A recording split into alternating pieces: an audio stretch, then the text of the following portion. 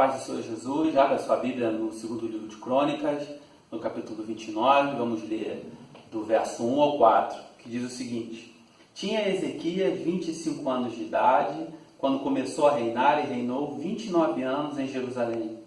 E era o nome de sua mãe, Abiá, filha de Zacarias.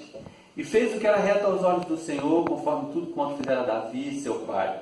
Ele, no ano primeiro do seu reinado, no mês primeiro, abriu as portas da casa do Senhor e as reparou, e trouxe os sacerdotes e os levitas e os ajuntou na praça oriental. Desde o livro de Reis ao livro de Crônicas, a Bíblia vai relatar a história do reinado de Israel, inicialmente unificado e depois dividido em dois reinados, o do norte e o do sul.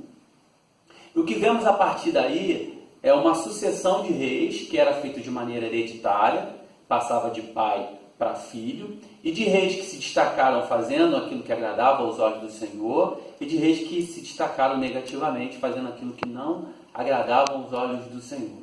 E no capítulo 28 do livro do segundo Crônicas, vai relatar um pouco da história de Acás, pai de Ezequias. Segundo esse texto, vai dizer que Acás era um rei que não fez aquilo que era de agrado do Senhor. Por quê? Ele foi um rei altamente idólatra, ele adorou a falsos deuses. Ele também vendeu os utensílios da casa do Senhor e também fez alianças erradas. Quando ele morre e Ezequias assume, Ezequias recebe uma herança de um reinado com declínio moral, com declínio financeiro e com declínio espiritual. E o que nós vemos agora no capítulo 29 é que no primeiro ano, no primeiro mês, Ezequias toma uma decisão. Que decisão foi essa? Ele abre as portas do templo, restaura as portas e chama de volta sacerdotes e levitas. O que denota essa ação de Ezequias? Prioridade. Ezequias rompeu com 16 anos de idolatria de seu pai no primeiro mês do seu reinado, fazendo essas ações que são inerentes a nós. Quais são essas ações? De abrir as portas, de restaurar as portas, de chamar sacerdotes e levitas de volta. O que acontece nesse momento? Nós vemos aqui no texto em que Ezequias ele dá prioridade para a restauração da adoração. Ele olha o declínio espiritual que seu pai deixou o reinado e resolve, sem perda de tempo, priorizar. Ele tem uma decisão e essa decisão dele se transforma em atitudes que fizeram essas mudanças necessárias para transformar o quadro espiritual daquele reino. E olha o que acontece quando ele resolve fazer aquilo que é de agrado ao Senhor.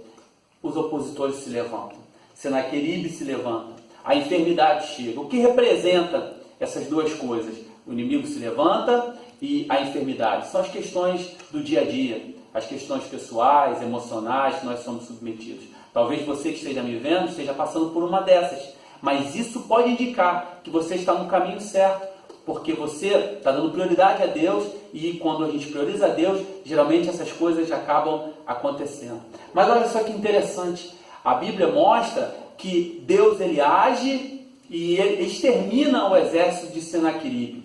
Deus age e muda a sentença de morte que estava sobre a vida de Ezequias.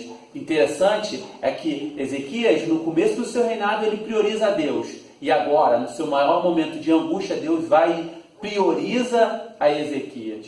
Olha que interessante, no capítulo 32, a história de Ezequias não ia acabar antes do capítulo 32. A tua história também não vai acabar antes do capítulo 32. No capítulo 32, no verso 27, a palavra de Deus vai dizer que Ezequias ele teve riqueza e glória em abundância. Irmãos, priorize a presença de Deus.